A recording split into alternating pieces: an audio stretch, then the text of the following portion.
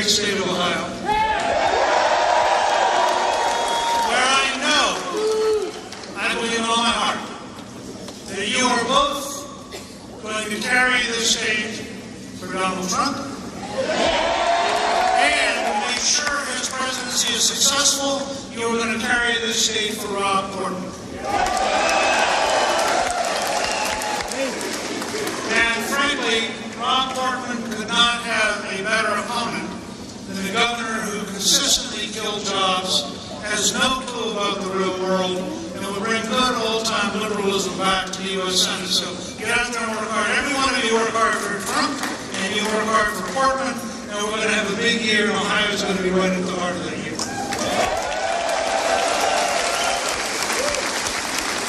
Before I introduce the next president,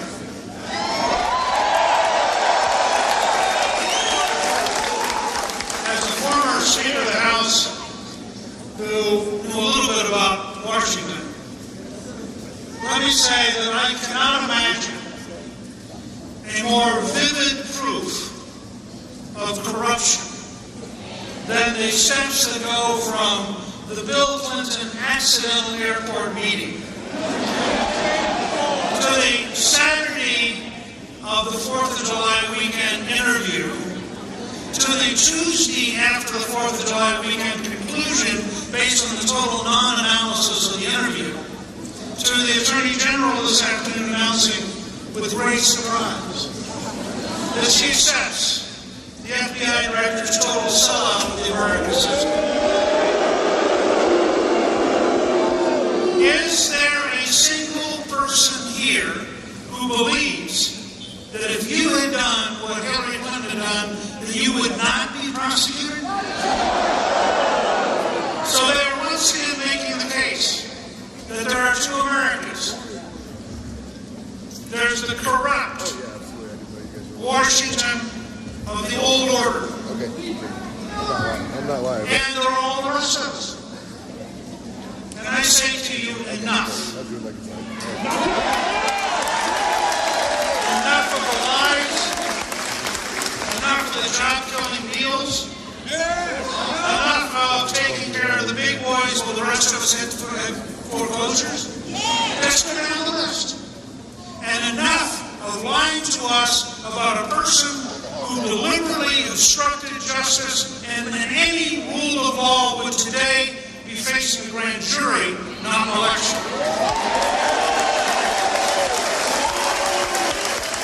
One last time. Do any of you believe it was only an accident that Hillary Clinton was an Air Force One with Barack Obama at the very moment that the FBI Director was explaining that despite her obvious total guilt, she should not be taken? I would say the fix was in. Now, let me tell you why I'm so proud to be here. I used to study and teach history. I spent a little bit of time in politics. I know of no example in American history of a moment where the leader and the American people came together as fast as they have in the last year with Donald Trump.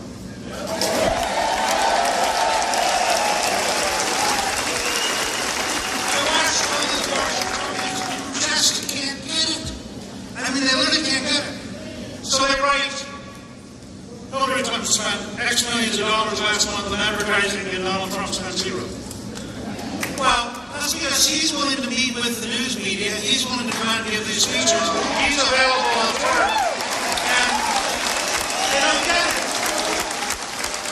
Donald Trump, think about this. Hillary Clinton has been active in politics since she was a Goldwater girl in 1964. Now, for those of you who were born since 1964, it gives you some idea she has been in politics her entire lifetime. Donald Trump has been in politics now for slightly over 12 months. It's unbelievable. I've never seen anybody come out of nowhere.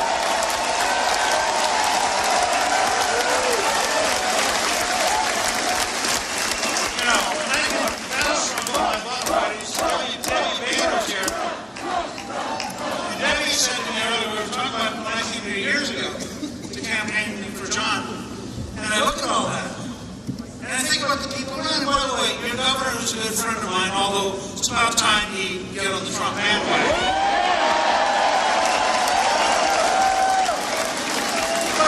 But your governor was a candidate. You know, former Governor Florida is a candidate. Ted Cruz is a candidate. These are not trivial people. Ted Cruz was a national debate champion at Princeton, a Harvard Law graduate, clerk for the U.S. Supreme Court, was the Attorney General of Texas, is a U.S. Senator. It's a serious guy. No problem. He ain't Donald Trump. And here's the reality. The difference between all the folks who came out and talked and Donald Trump is that he has had a lifetime creating jobs, a lifetime of building buildings, a lifetime of getting things done. Everybody else talked about how they'd like to sort of change Washington a little bit in a calm, assertive way. This guy's going to kick over the table.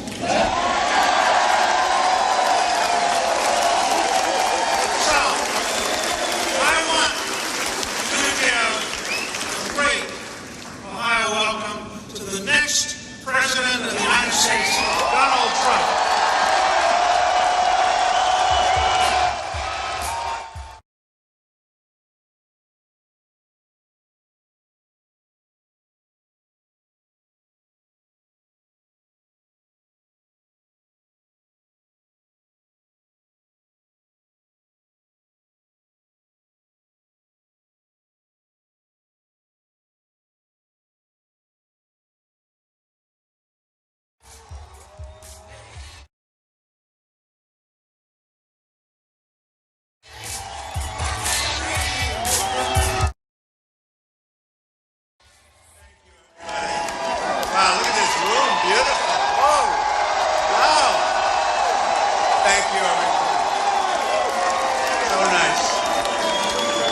I love Ohio. You know, I've worked in Ohio for a long time.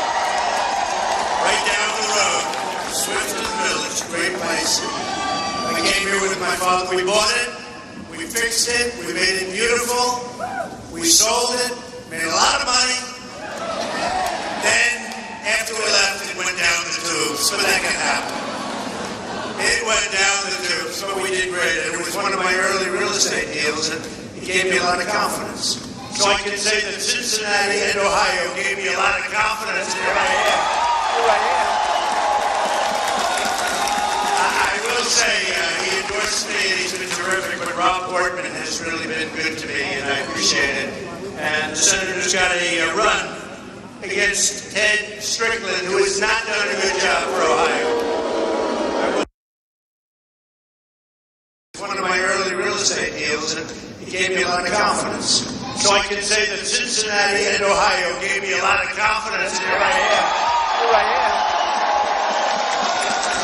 I will say he endorsed me, and he's been terrific, but Rob Portman has really been good to me, and I appreciate it. And the senator's got a run against Ted Strickland, who has not done a good job for Ohio. I will say that. He has not done a good job for Ohio, so you're going to do what you have to do come November. And as far as Donald Trump is concerned, I'm going to be back here many, many, many times. I'm going to be back here so much. You're going to be so sick of me. Please, please, please, don't let him come back anymore. We're going to have a good time, and we're going to win Ohio. We're doing really well right now. We haven't started. And you know, they were saying about this, I financed my primary campaigns, you know that, over $50 million. I own money. I don't know. So far we're doing well though, right? Have I been a good messenger? We have a movement. You know what Newt said is, we really have a movement going. This is a movement like people have never seen before. This was set up recently. Look at this place. And by the way, just so you understand, I say this for the press, not for you, because you don't have to care. But we have a 2,000-room overflow over here or over there. So, and we're on that camera. So the people in the overflow room, I love you just as much as these people. They just are better at real estate, right? And we have thousands of people outside trying to get in. And what I'm going to finished here, we're going to come over and say hello to the people in the overflow room, right? Yeah. So we'll come over. We'll come over and see you for a little while. We have all the time we want. We're going to do this. And what I'm going to do is when we're finished, but I appreciate all of you, all of the overflow, and all of the people. We put speakers outside for the people outside. We have tremendous crowds, no matter where we go, and it really is, it's a movement. No matter where we go, we have crowds like nobody's ever seen before. The biggest crowds. Thank you, too, Doug. Thank you. Thank you.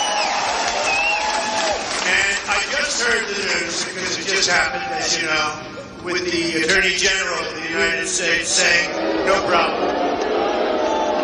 No problem.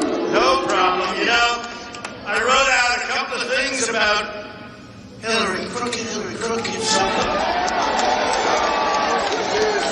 She made so many false statements. You know, I wrote out a couple of things about Hillary, crooked, so crooked. She made so many false statements. Is she going to be brought before Congress or something? Is something going to happen? Is something going to happen? Because it's a disgrace. Hillary Clinton claimed that the reason for her illegal use of a private insecure email, right? She claimed this was that it was more convenient to use just one device. Oh. The fact is, the FBI director said Hillary used several different servers, even though she said it was one, and numerous mobile devices to send and read emails. In other words, Hillary's secret email server existed for the reason we all know, to keep her emails from ever being read by the public, had nothing to do with just wanting to use one device, okay? We understand that, but that's not what she said. She said something very different under oath. She said something very different to everybody. Now, by the way, and how about the 33,000 emails that were wiped out? 33,000! How can you do 33,000 emails and it was wiped out? All right. In her testimony to Congress, Hillary Clinton said she turned over all of her related emails, right? She said that. I saw that. The FBI director said Hillary failed to turn over several thousand work-related emails, including emails that were classified. Right? Rigged system, folks.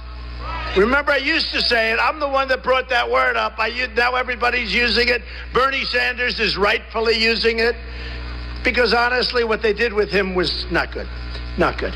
Now we have false statement number 3. And there are many. I just don't want to bore you with too many of these because, you know, one of those things. In her testimony to Congress, Hillary Clinton said there was nothing more classified on my emails, either sent or received, right? She said that. I heard it. You heard it. We all heard it.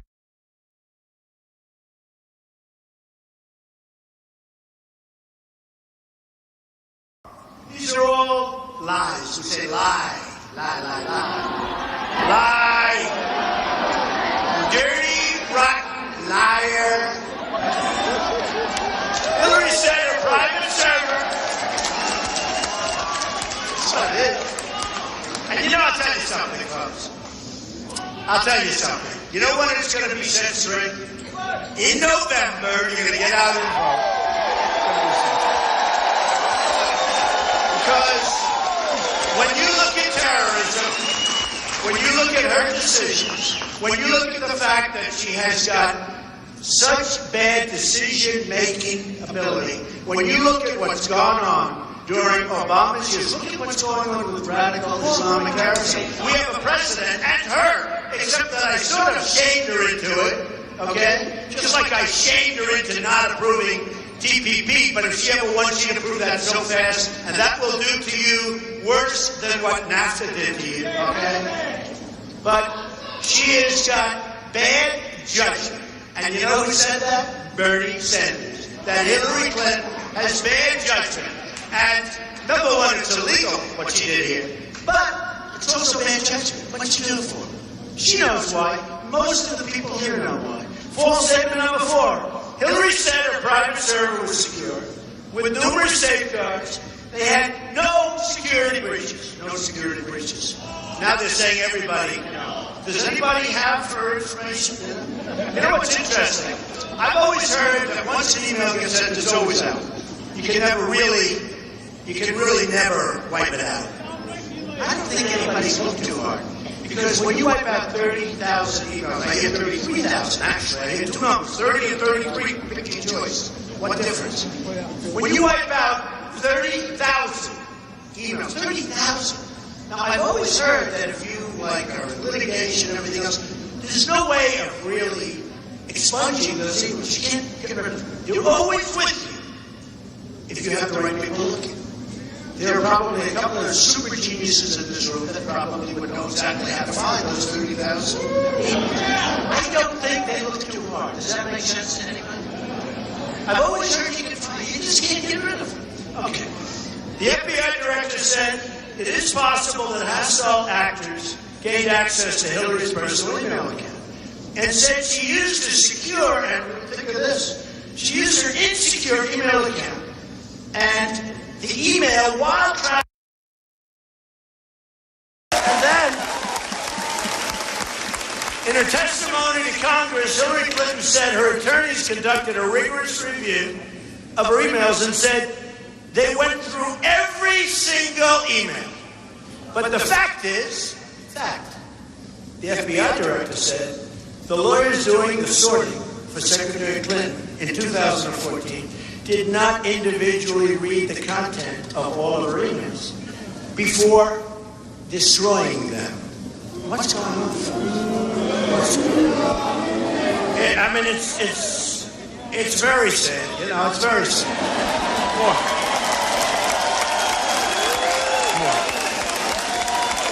It's more. But, you know, we have a crooked system, we have a rigged system, we have a dishonest press. Let me tell you, I was in North Carolina last night. I have to say, because I just love doing it. Thank you. I love you too, man. It's a guy, but I love him. I love him. I love everybody here. I don't care.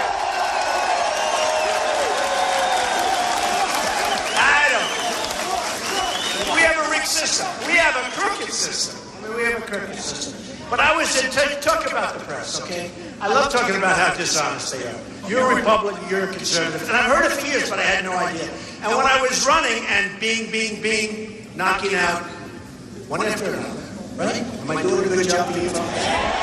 So I'm knocking out one after another. So when I'm out running, and it was bad. I thought it was unfair, but you know, they had 17 people that basically they didn't like too much. Me, they liked the least by far. And they hate you, but now it's all toward me. And I watch and I say things like, this guy I meet the press called Sleepy Eyes Chuck Todd. The guy was dying on Meet the Press a year and a half. Wow. He was dying. Nobody watching Meet the Press. In fact, they were talking about taking him off everything else. Never treated me fairly. And then what happened was he called me and he wanted me to do an interview. And I did it. And it was one of the highest rated interviews in the in the history of Meet the Press. But these are the disloyal people. So after about 2 days, he forgot about it. And then he did a little bit more of it. And to Meet the Press was fine right now. I'm not going to do any more interviews with him, but because I watched him. So I watched like yesterday. And I made the statement, something to the effect, I was talking about terrorism. And I said, Saddam Hussein is a bad man. You heard this. Right? You heard this. He's a bad man. Now, they wanted me to talk less, and I spoke for 106 minutes. Long time. Long time without notes, without papers, without anything, standing up in front of 4 or 5 networks that are going. So I said last night, I'm not reading, and no teleprompters. I do like teleprompters, actually. It's a lot easier. Teleprompters. Let somebody come up and do what I do, right? Of course, I'd have about 12 people instead of 7,000 people. But I said, very simple, I said, Saddam Hussein is a bad man, bad guy. And I said it 3 or 4 times. Really bad. Because I know what they're going to do. I said, but one thing he's good at. They said this last night. Now, they wanted me to talk about Hillary for 106, like for hours. I said, I went 15 minutes, I went a long time talking about it. I read the whole thing, I wrote the whole thing. I mean, she's crooked Hillary, that's what you have to know. She's crooked as hell. No, know. It's unbelievable. So, no, but listen. So after a while, we want to talk about terrorism, right? Because we'll beat Hillary. If we beat Hillary, what difference does it make? As she would say, what difference does it make? What difference does it make? Makes a big difference.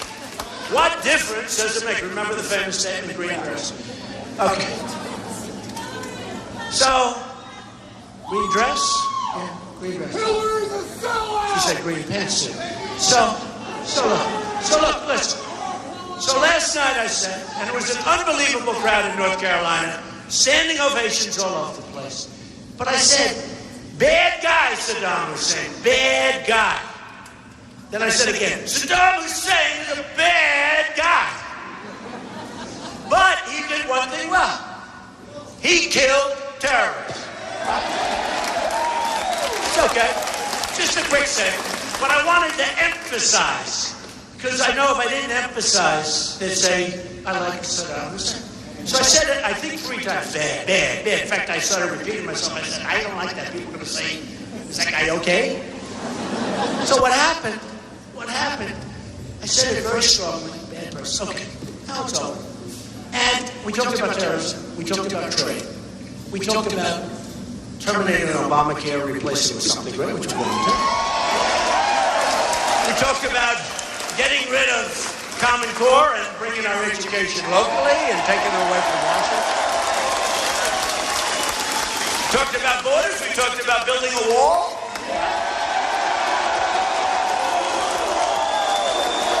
We talked about our depleted military, right?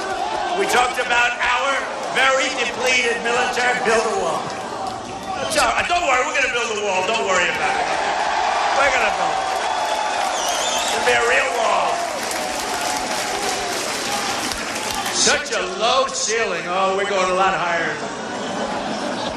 And every time they fight us from that wall, it gets 10 feet higher, folks. Believe me. No, we're going to stop. We're going to stop the drugs from coming in. You know, just in case you didn't know. So the Border Patrol agents, 16,500 Border Patrol agents endorse Donald Trump. They know what's going on.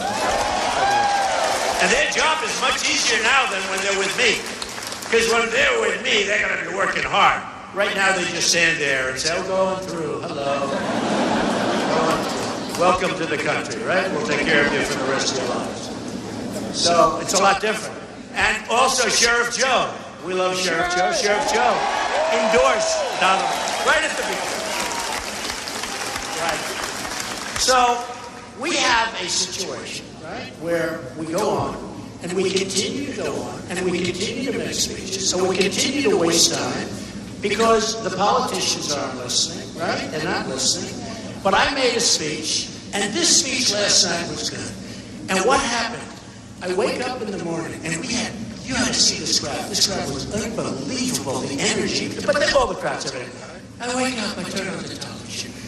Donald Trump loves Saddam Hussein.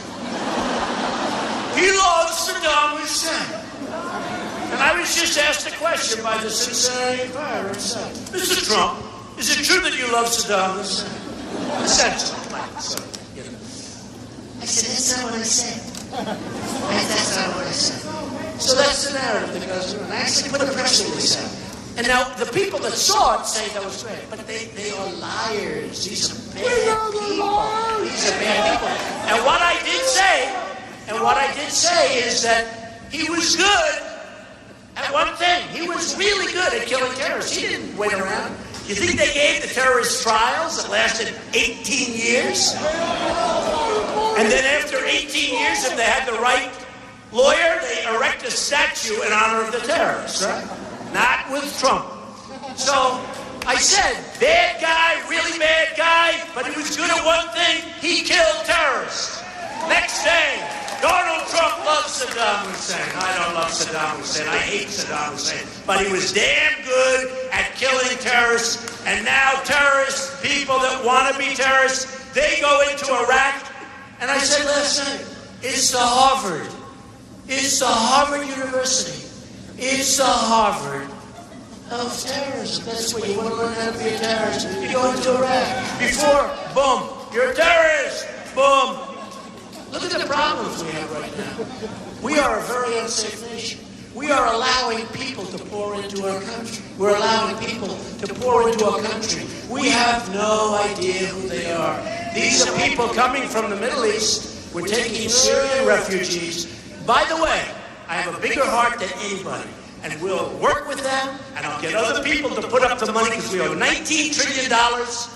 And now with the kind of budgets that get passed in this country, we're going up to $21 trillion. We don't have the money, but I'll get the Gulf states to put up the money. We'll supervise it. And we will build wonderful as it can be in Syria, safe havens. We'll build safe zones.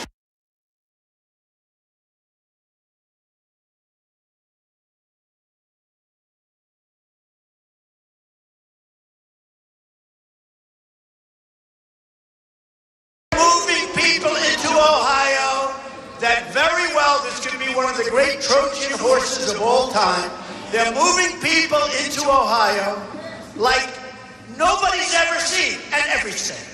And you don't know, and your government officials don't know, and nobody knows what the hell is happening to our country. And we have a president that won't issue the words radical Islamic terrorism, and it's a real problem. It's a real problem.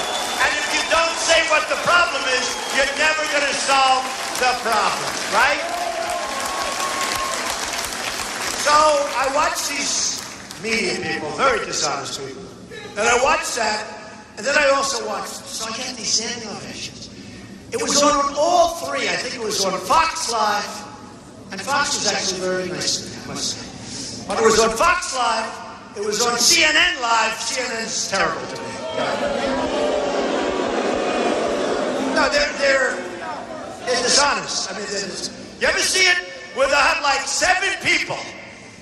And I'll have Jeffrey Lord. I love Jeffrey Lord. But I don't watch it anymore because, you know, in life, when you don't like something, when something's unpleasant, don't watch it. It turns something else, okay? That's what I do. People don't believe it. I don't watch it anymore. When people treat you unfairly, just turn your back and go someplace else. Or knock them on their ass, one or the other. So, I mean, CNN over the weekend, I'll give you an example. So one of my guys, who's married to a Jewish woman, this is a very fine person, Dan Scavino. He put out a tweet talking about crooked Hillary Clinton. And on the tweet was a star. It's a star. Like a star. And I said, oh, because when I looked at it, I didn't think anything. All of a sudden, it turned out to be in the minds of the press only, because it could have been a sheriff's star, could have been a regular star. My boy comes home from school, Barron. He draws stars all over the place. I never said, oh, that's the Star of David, Barron, don't. So, it's a star. Have you all seen this? It's a star. And it actually looks like a sheriff's star, but I don't know. And behind it, they had money. Oh, but there's money behind it. So actually, they're racially profiling. They're profiling, not us. Because why are they bringing this up? Why do they bring it up? Because, so anyway. So Dan is a wonderful guy, a really good guy. I didn't get angry at him.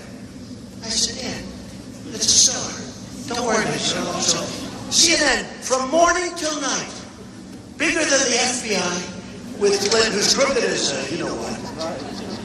Bigger than the FBI, all weekend long. CNN, dishonest as hell.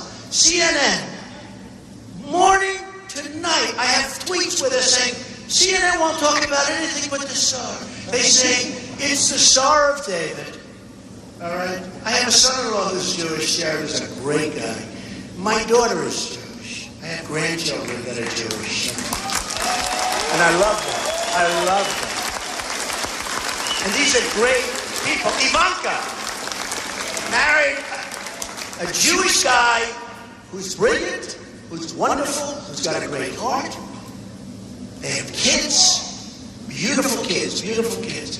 So they took this star, could have been a star for anything. To me, it was just a star. But when I really looked, it looked like a sheriff's star. But CNN started this dialogue going, it's the Star of David. And because it's the Star of David, Donald Trump has racist tendencies. These people are sick. I'm telling you, they're sick.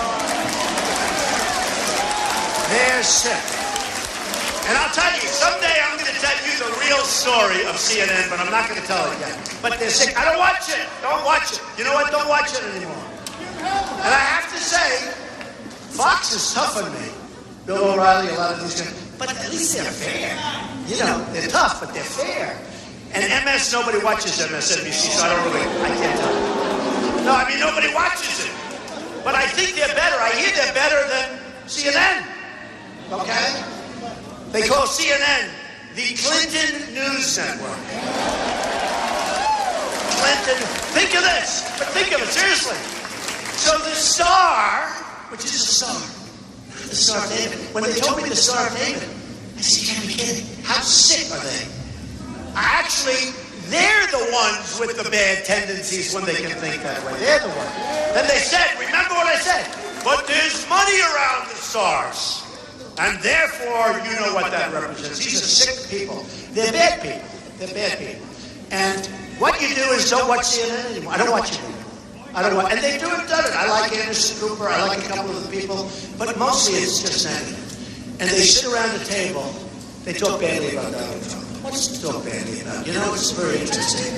We started off with 17, and here I am. You and me, and look what we've done together, right? Look what we've done together. What's so good? What's so good? What? So we have unbelievably dishonest media. So think of that. Yeah? So you have the Star, which is fine. We shouldn't have taken it down. You know, they took the Star down. I said, too bad. You should have left it up. I would have rather defended it. Just leave it up. And say, no, that's not a Star. That's just a Star. And talks about corrupt Hillary. But she sent it out. She said, oh, this is Star. She's the one that started the dialogue. You know why? Because she wanted to get off the FBI. And you know who got hurt worse by the FBI than anybody? Bernie Sanders, because he was waiting for the FBI to make him the nominee, and it didn't work out. And he's the other one. You know, he copied my language a little bit, but he was starting to say with the superdelegates that the system is rigged. And you know what's happening? They're doing polls. I just saw a poll. 22% of the Bernie Sanders voters are coming to Trump. Yeah. I don't know.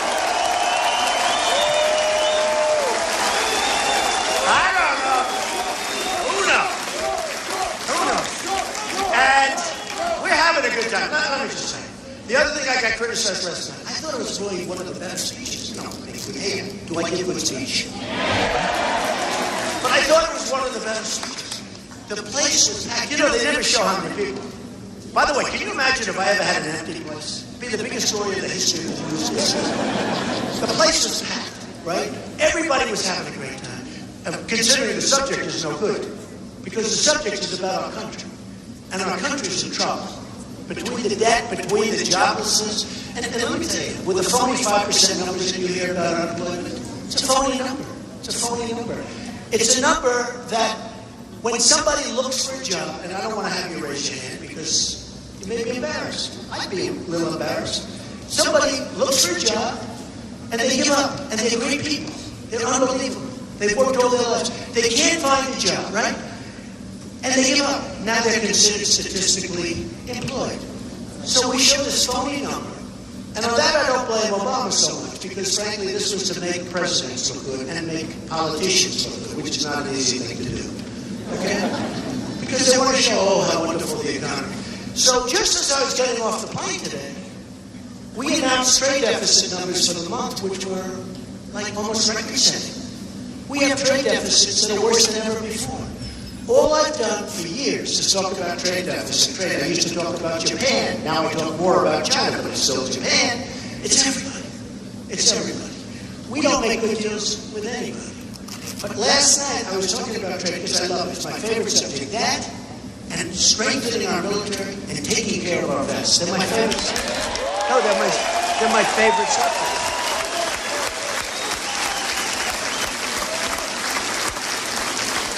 Other than my children or my grandchildren. I could talk about my grandchildren. Let's see. He was 39 minutes in the back of a plane talking about her.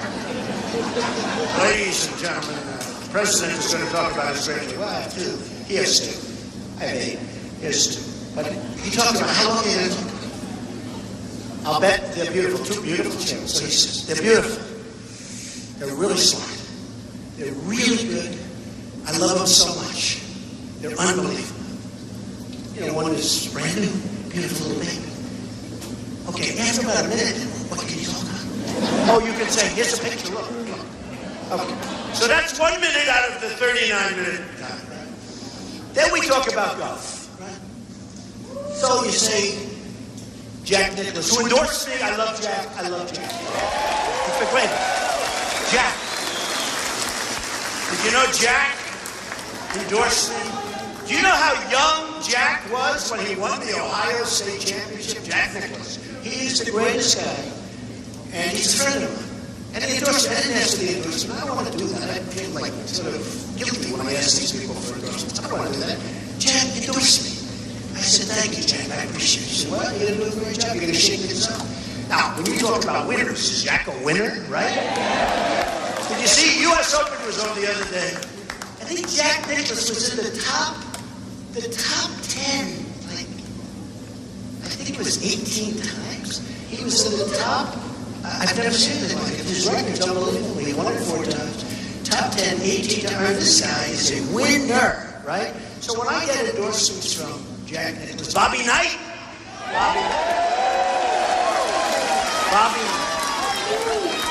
Bobby will be speaking at the convention. We have so many people. We have such a great convention.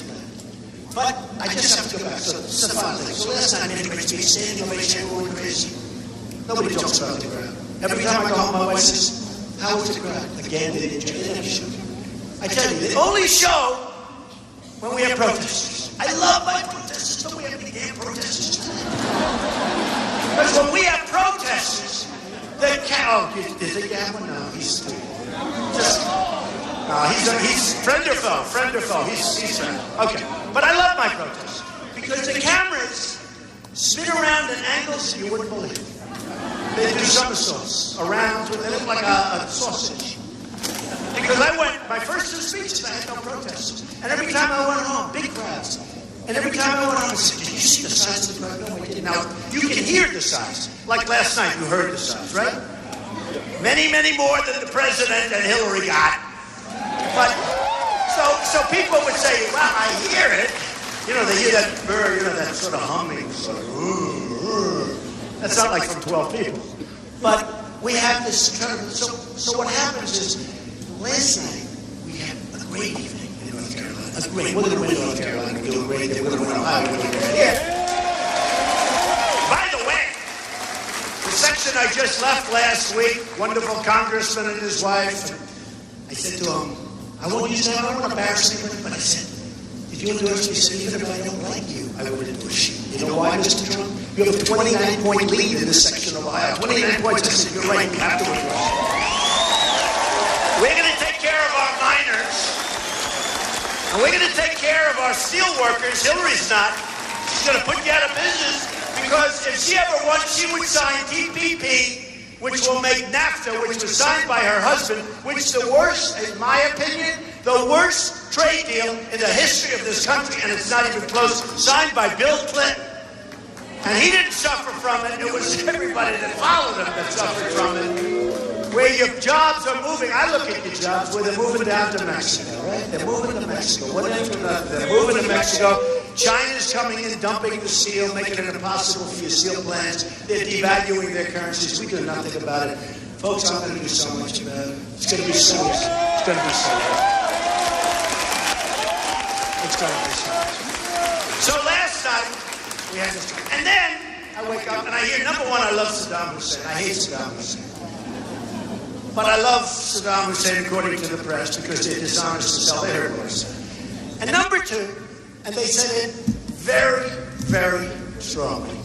They said, you should have spoken about Hillary Clinton longer. Now, I wrote out like 4 pages that I wrote out. And I read it, point by point by point. And after a long time, I don't know, many, many minutes, I got thousands of people. And this really stupid guy jumped on. Sleepy is his name. I refuse to call him Sleepy Eyes. I'm not going to call him Sleepy Eyes. But he's talking about he had an opportunity to hit Hillary Clinton. Did you see what I did to her last night? I just went, am I correct? I mean, it got to a point. I was hitting her so hard. The problem is I'm a professional. And I'm hitting her so hard. And I know it doesn't mean anything because the system is rigged and it's fixed and it's broken. So I'm doing it. And I'm doing it because I feel I have to do it. And it's sort of boring to do it, to be honest with you. So I didn't want to, and I wanted to get on to the military and the vets. I wanted to get on to these other subjects. I wanted to get on to terror.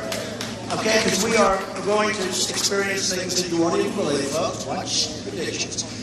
Lots of predictions, right? And I wanted to get on to terror. And one of the reasons the women are liking me a lot lately is because, thank you. Thank you. Thank you. Because they feel I'm going to keep our country safe. I'm going to keep it. And they love Ivanka. And they love Melania. And Melania and Ivanka and Eric and Tiffany and Don are going to be speaking at the convention. So we're going to... And by the way, so just to finish, by the way, so I get hit this morning like, he had the opportunity to go after... Everyone said I made a great speech. I'll tell you how bad my speech was last night. CNN covered it from point to point without a commercial. Fox covered it practically from beginning to end. Others covered it from... That's how bad my speech was yesterday. That's how bad. You know, if it were bad, folks, these guys, they don't care about polls. They don't care about anything. They don't care about one thing. What's the one thing? Ratings. Ratings. So, I made a speech last night that some of the folks gave an A to. Some of them gave an A+ to. But when I saw NBC, so the guys shut down this one because he had a chance to really go after Hillary Clinton. Oh, what I did to her. But you know, after a while, we have to talk about other things. Okay. So, here's the story. We're going to make America great again. We're going to make America.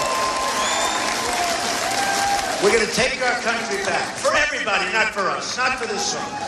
Not for this room, not for the overflow room. Not for the people outside. We're going to take our country back for everyone. We're going to take it back for African-American youth who have a 59% unemployment rate, by the way. 59%. We're going to take it back for African-American youth who have a 59% unemployment rate and have no chance. They have no chance in our society. You know who I just spoke to? Big Don King. Big Don King. Just spoke to him 10 minutes ago. I said, Don, I'd love you to speak at the convention. Because you know what? You beat the system. And he's a friend of mine. Big Don. Greatest boxing promoter of all time. In fact, somebody said, and Mike Tyson endorsed me, as you know. And Don King endorsed me. You know what Don King did? He owns a newspaper. He endorsed Donald Trump for president, Bernie Sanders for vice president. How do you like it? They put a big ad in the paper. This paper. He wants Bernie Sanders for vice president. That's Big Don King. So,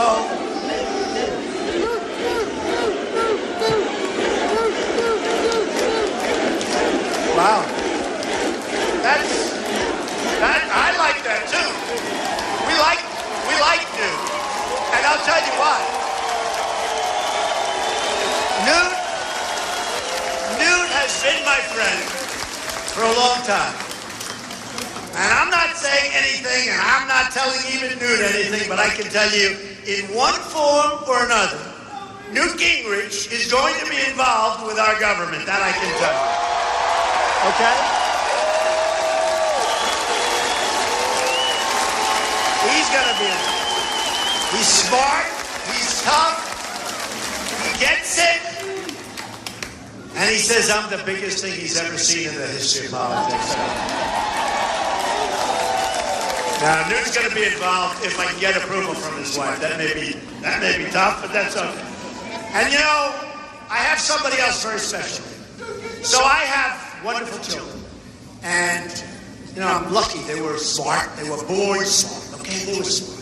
God was good. And they went to great schools, and they did well, and they're in business, and they do well, and they feel so strongly about what I'm doing. They don't even like it in terms of doing it themselves. They love what they're doing. And my one boy is here, Eric Trump. Eric.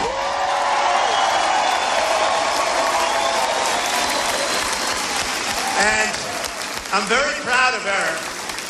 He's done a great job in the real estate business. Now I threw him into this political business. I don't know. He's doing a damn good job, but he loves the real estate. And you know what I did? Let me tell you a little story. I love this. I love this crowd. Isn't it nice when you don't read from a speech? Thank you very much for being here. Or Hillary with the teleprompters every single time. And whether you go north and south or east and west, Donald Trump is a bad person. Donald Trump made a lot of money in Atlantic City, but he hurt the little people. She calls it the little people. He hurt the little people. He made a lot of money. And government, what they did, I'll tell you. Did you see that sham? I left 7 years ago. But she goes to this, and then after a little while, if you ever notice, after about 12 minutes, people start leaving? We can't do that. The nice part is limited. So I go to Scott, and I know I'm going to get killed when I go to Scott because the press is so concerned.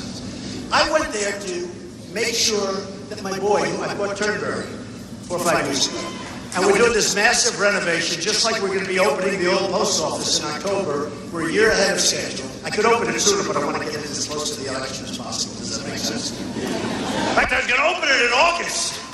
I'm delaying the opening because I want it to be so close, because when I open it, even if I delay it a month or two, the hotel's going to open soon. But I want to say, we're more than a year ahead of schedule, and we're under budget, and the product is even better than I said it was going to be. Maybe I'll open it on November 7th, the day before the big day. Oh, we're going to have, and the press will be there. They'll be there by the hundreds, but they won't say we're under budget. They won't say we're ahead of schedule. But that's okay. People know. But what happened is, we have children. And I want to support my children. I think I've been a good father. And I want to support them. So I put Eric Trump, like individual things. Ivanka's been great, Don's been great. Tiffany's just starting now. She just is graduating from college. Barron has great potential, but he's 10. He's got great potential. But I put my children, as they grow a little bit older, in charge of different gyms. And I put Eric in charge of the Great Turnberry Resort in Scotland, where they home of the British Open, which now they call the Open Championship. And Eric spent the last year going back and forth. He'd spend 2 days over there, they'd come back, they'd go back, fight with contractors, they got great contractors, and they did an unbelievable job. I've been hearing about it.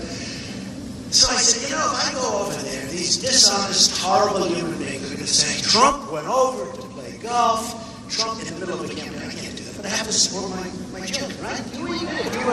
So I said, you know what, I want to fly over, and I want to fly back. And I want to support my son. So what happened, but just to show you how just to show you how dishonest Hillary Clinton is, and the press. So I go out, we have the bagpipes, we have everything, we have a ribbon cutting on the 9th tee, on the beautiful 9th tee overlooking the ocean, and the beautiful lighthouse, one of the greatest courses anywhere in the world. We rebuilt the course, we rebuilt everything, we rebuilt the hotel, it's great. And that was the day that Europe had the big turn where UK left, right? They left.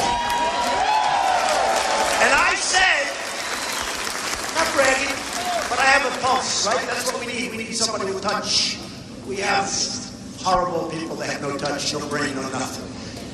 So you had Obama saying, if that happens, they're going to go to the back of the line. I would say that was I think Obama might have been the reason that they broke away.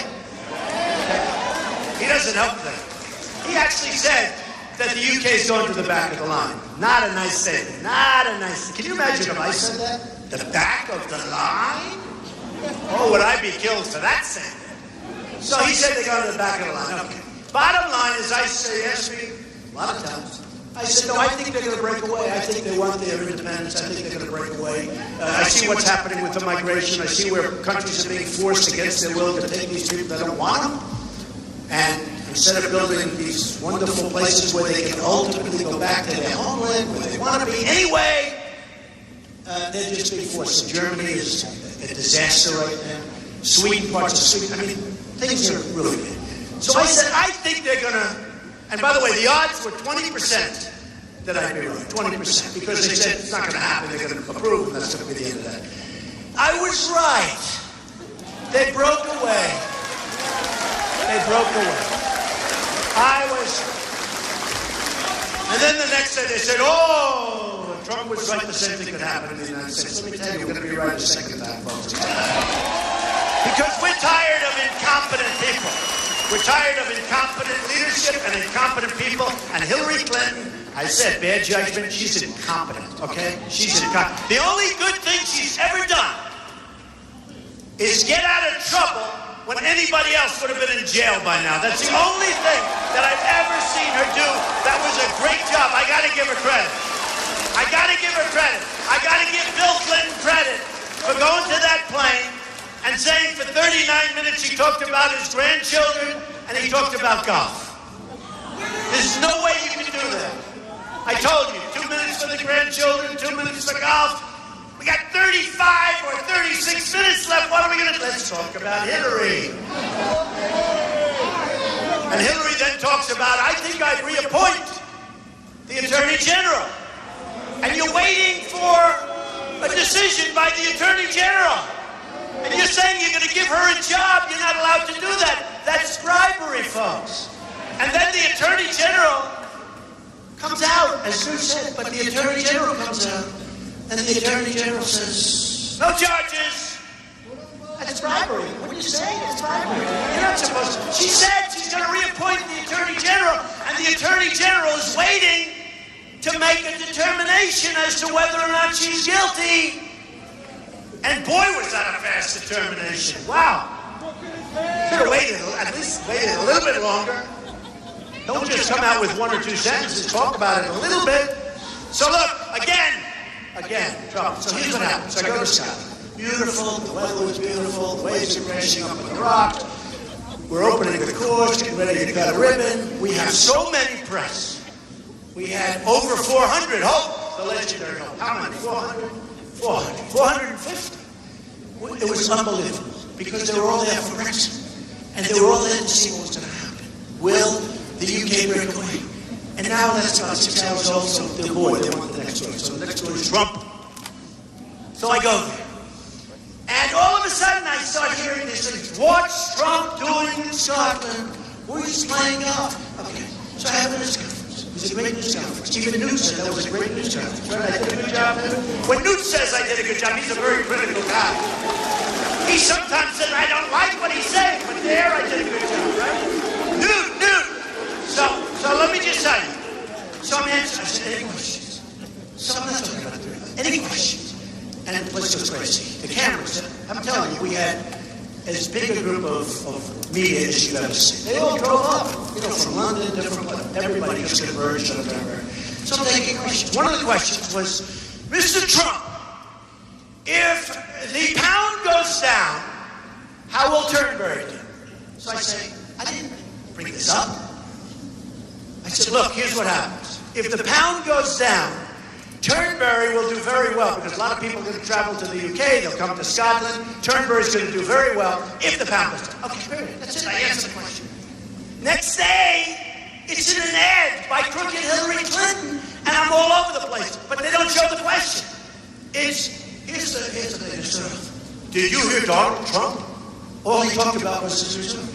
And they show me. They don't show the question. If the pound goes down, Turnberry's going to do very well. Okay? Then, they gave me a golf club. I said, I don't want to touch it. I don't want to touch golf. I don't want to, I'm leaving. I inspected the hotel. I inspected the course. I said, Eric Trump, you did a great job. I'm getting the hell out of here now. Because I want to be back campaigning. I'm going to get out. Congratulations. My boy, I love you. Come up, Eric, come up. I love you, my boy. I love you. I said, that's my 6'6" boy, but he's always going to be my boy, right? So I said, Eric, I'm out of here. I'm going. I'm leaving. I gotta go. But they said, Mr. Trump, would you like to hit the first floor? No, I don't want to touch your club. Because I know if I touch your club, these horrible, horrible human beings, plus the Hillary Clinton 1,000 people staff that she has, right, will come up with a clip of me holding the gun. So I don't want to touch it. So we cut the ribbon. I inspected the property. I'm very proud of the job he did. Unbelievable job.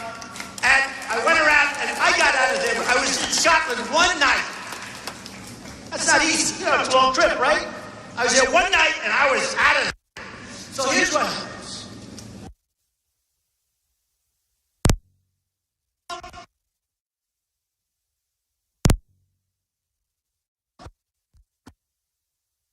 They took my statement on the pound. They took my statement. Turnberry is going to do great. They don't know I'm answering. Everyone thinks I'm bragging, and I want the pound to go down. Okay. But here's the worst. So that crooked, disgusting group that works for Hillary Clinton. Now remember, I never touched the club. They showed me hitting the ball. Donald Trump playing golf in Scotland.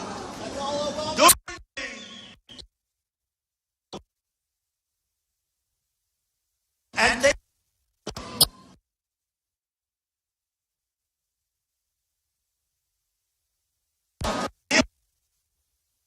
no, it's true. And they said playing golf Turnberry. Good thing. That's good, right? That's good. And the other thing is the swing looked good. They didn't put one of my bad swings. I have them. The swing actually looked good. So, Hillary, thank you very much. But you know what? How dishonest is that?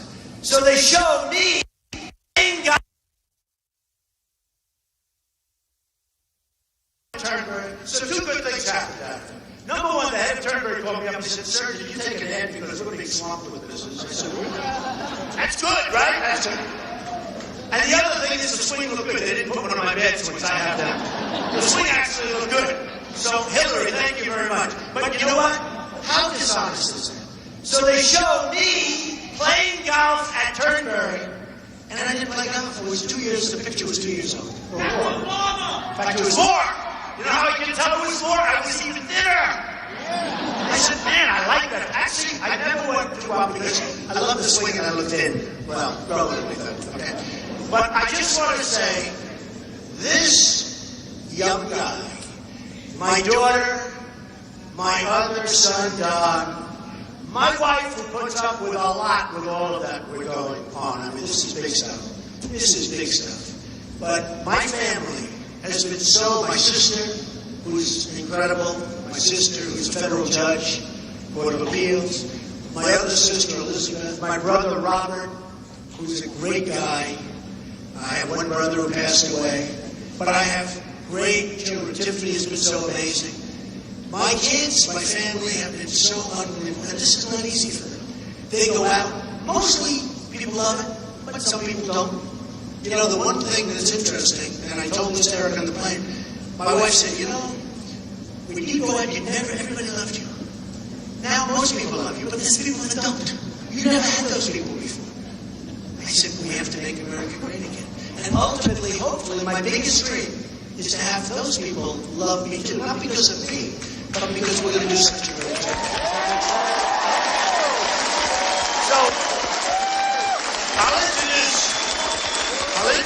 Eric Trump. Eric Trump did an unbelievable job. He's doing an unbelievable job. And he was pushed into the world of politics, not because he wanted it, but because I said, good luck on television tonight. You're doing the show. So Eric Trump, everybody. Wow. Thank you. Very quick answer there. You know, my father is just the greatest. I mean, I truly say this from the bottom of my heart. I love him to death. As a family, we love him. And thank you for loving him. As a family, we are so proud of him. You know, he is going to win this. We are going to win this. He is going to make America great again. We are going to beat crooked Hillary Clinton. There's no question about it. we're going to bring this country back. So thank you guys so much for all the support from our entire family. Thank you. We love you all.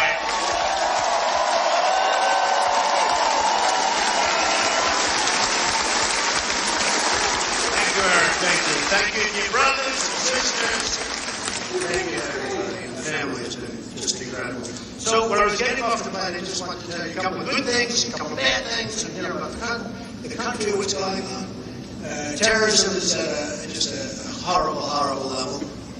People don't feel safe. Polls are coming out saying they feel more unsafe right now than they have at any time in many, many years. We're going to make you feel safe again. Remember that. We're going to feel safe.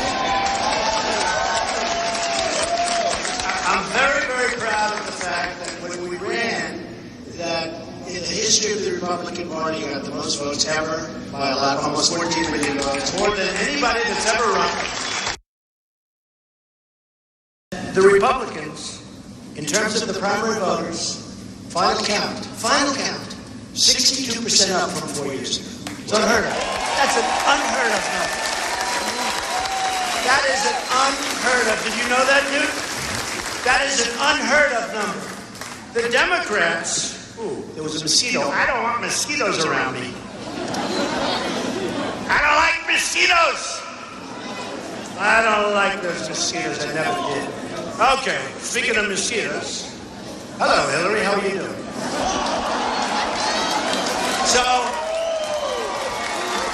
So the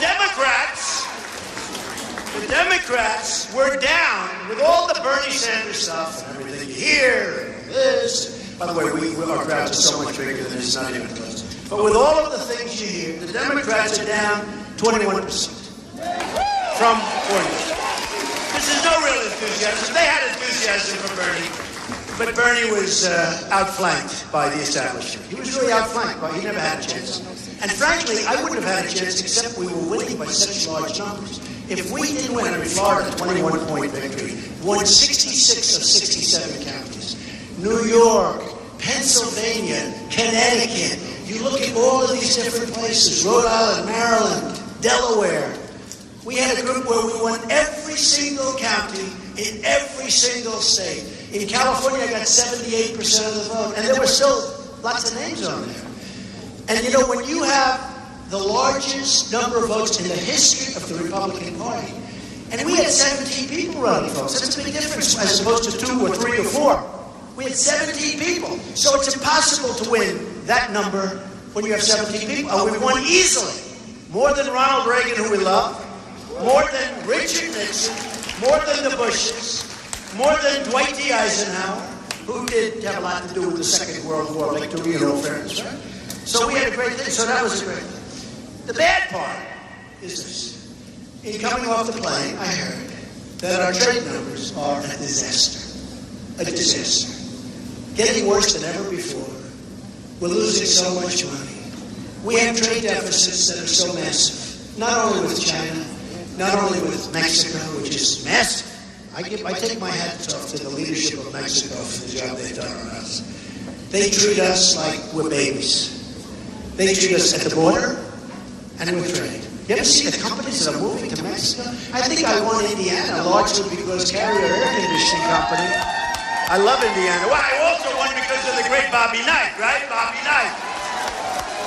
I told you that story where Bobby called up. He said, "Sir, you got to run for president." That was a year before I did it. You got to run for president. I said, "This is Bobby Knight." I didn't know that. And then when I got to Indiana, somebody said, "Do you think you could ever get Bobby Knight?" I said, "I think so." And I pulled up his sack and I had his paper and I had his number. And he picks up the phone and he goes, "I've been waiting for you to call." He's a cool dude. He won 900 games. He won 3 championships for Indiana. He won the Olympics. He won the Pan Am Games. He had the last undefeated season in college basketball. He's a winner. Jack Nicklaus, total winner. And Jack, you know, in Ohio, I mean, to me, having his endorsement is so great. But Jack and Bobby, we have so many unbelievable champs endorsing. So many unbelievable champs. So here's the story, folks. We're going to turn it around. We're going to bring our jobs back to this country. And we're going to bring them back bigly. We're not going to let companies We're not going to let companies leave our country without there being consequences. Consequences. As an example, when Carrier left and they left 1,400 people, those 1,400 people, many of them followed me all over Indiana. They love Trump because I'm the only one that spoke their language. They were fired like dogs. They were fired by a mid-level management guy. They had jobs, some of them for 30 years. They were fired viciously, like you never saw anything like it. And fortunately, somebody had the cell phone. We would have never, probably wouldn't be talking about it right now. It was all over the news. And it made a big impact. And I've been talking about it long before I went to Indiana. These other guys just started talking about it when they arrived to try and win, because that was going to be the firewall. Remember the firewall? Trump is going to win New York. But Trump is going to win also Pennsylvania and these other states. Connecticut. We're doing great in Connecticut too, by the way. But Trump's going to win all these states, we agree. But when we get to Indiana, that's the firewall. Trump's not going to win the firewall. And we won the firewall in a landslide. That was a big, big.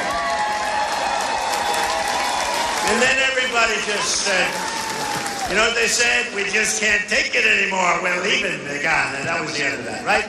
But we've had an amazing period of time. But what I would have told Carrier Air Conditioning, and I would have, at their time, maybe they're still, I would have said, enjoy your plant. Hot weather. Pretty hot up here right now, by the way, too. Hot weather. I said, enjoy your plant. Make lots of air conditioners. But when you start selling your air conditioners through a very strong border, because we're going to have a very strong border, and we want people to come in. I want people to come into the country. They're going to come in by the thousands, but they're going to come into the country legally, right? Legally. So I'm going to say, meeting myself or my rep, I always kid with this. I say to my wife, but I want to call Carrier. And she'll say, you're the president of the United States. You're not supposed to be calling an air conditioning company. I said, but it's so much fun. And I'm so good at this stuff. So I'll get somebody else. I'll get Carl Icahn to call. That would be pretty good. I have so many people endorsing us. But we call up Carrier. We say, enjoy your new plant. I hope you have great success. But every single time you make a beautiful air conditioner and you want to sell it to the United States, there's going to be a 35% tax on that air conditioner coming. Now, a lot of conservatives, you know, these characters that have been fighting me, never Trump, oh, never Trump. These are people. Here's a guy, you talk about a great conservative, but he gets it. Some of these people don't get it. Never Trump. By the way, never Trump is disappearing rapidly.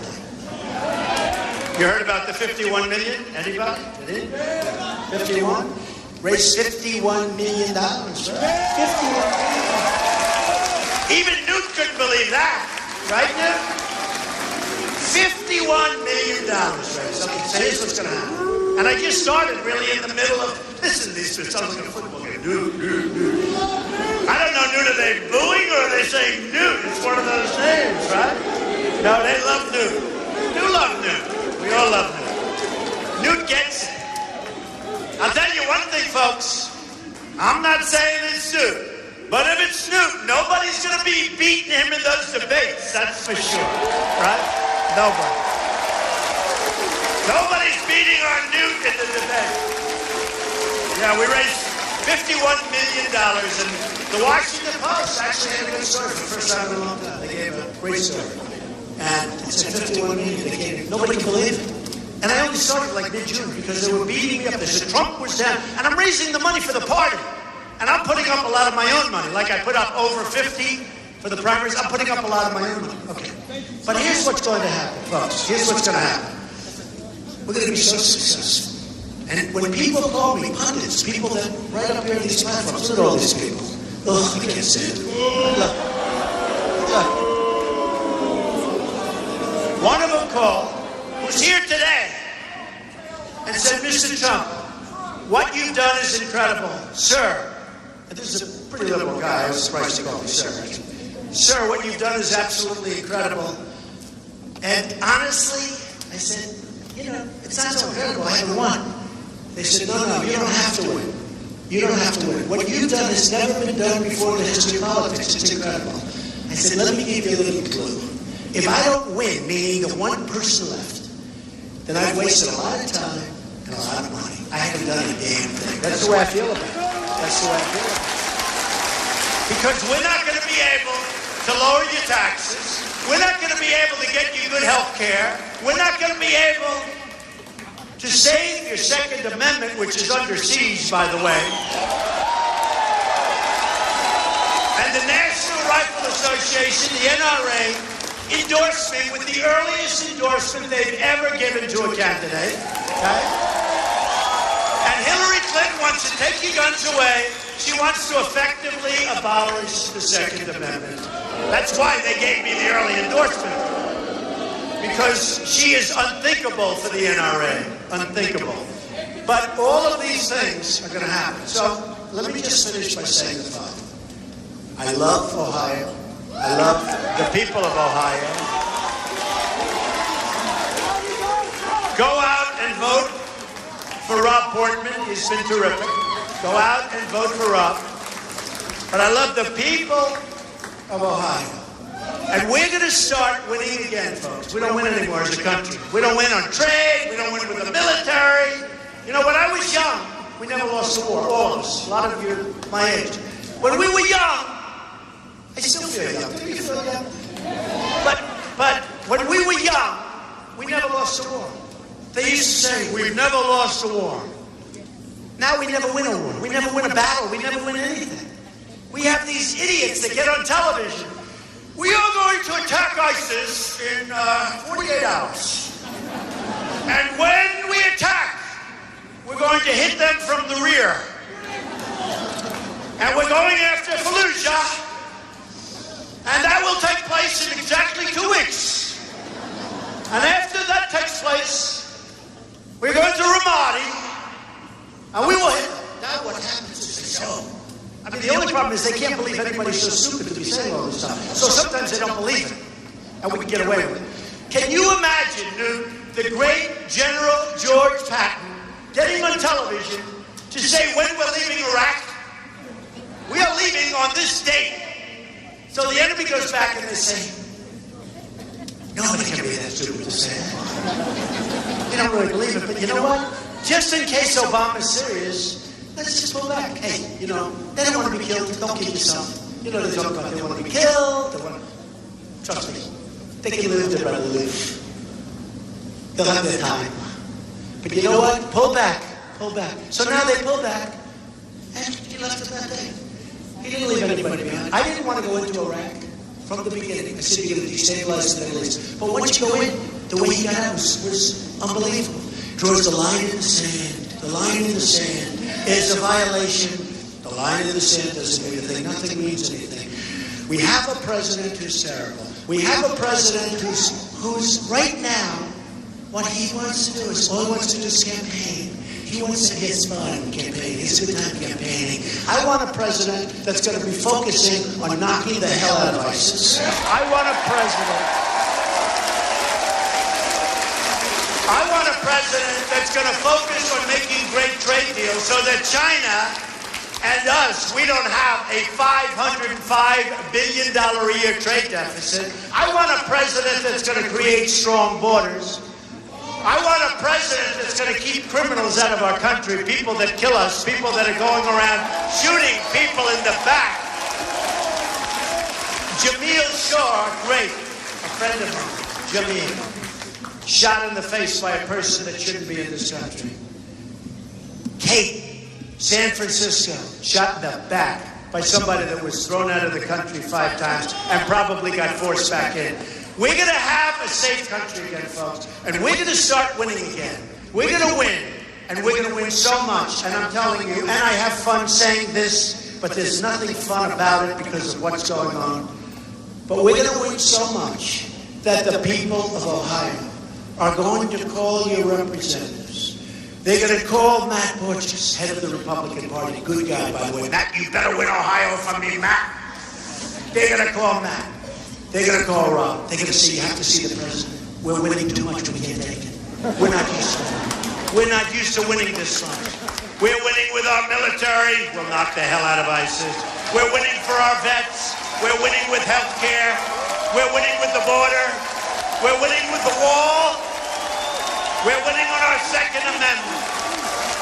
Mr. President, sir, you're winning too much. The people of Ohio can't stand so much winning. We're not used to it. And you know what? I'm going to say, I don't care, Rob. I don't care, Matt. We're going to keep winning because we are going to make America great again. Thank you, everybody. I love you. Thank you. Thank you, everybody. Thank you.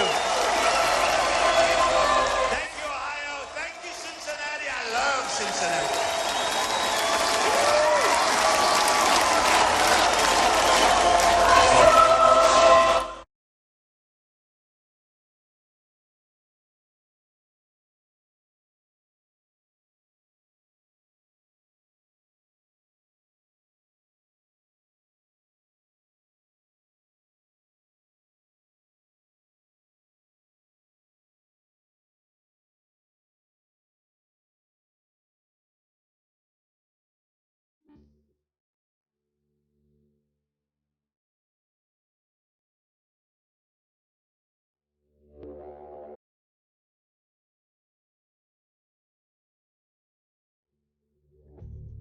Ninja Wayne Dupree coming at you right now, and I know y'all just watched Donald Trump give well, you know what? Let's just call it 2 for 2.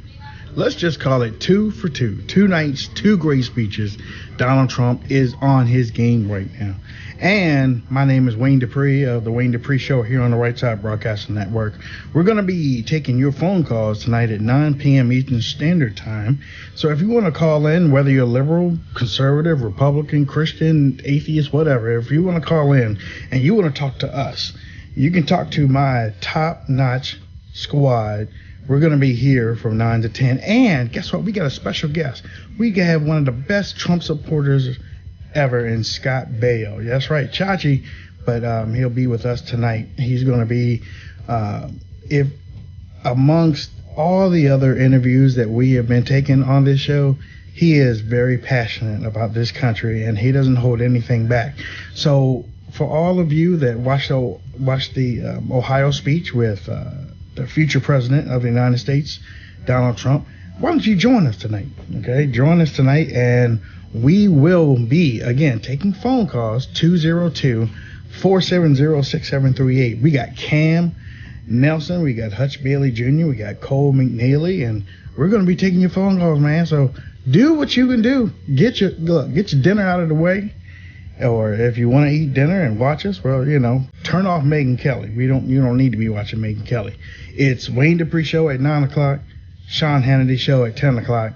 But start here on the Right Side Broadcasting Network. And don't forget, this is where conservatives come to elect the new president of the United States in Donald Trump. And for me, I'm just happy.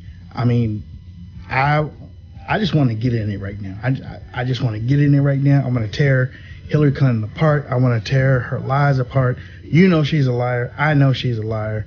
God knows she's a liar. That's a trifecta right there. So we don't need anybody else to even try to turn us around on that. But Scott Baio, he'll be here tonight, and I'm sure he's going to have a lot to say. But guess what? You'll be able to also talk to us tonight too. So again, 9 o'clock p.m. Eastern Standard Time, and you will be able to watch the show and also participate. Remember, 202-470-6738. We're also simulcasting too. If you can't watch it on the Right Side Broadcasting Network, you can also go to Spreaker.com/Wayne Dupree Show and take us on the road with you. But we'll be answering your questions and taking your phone calls. Okay, so until then, God bless. Take care of yourself, and we're out of here.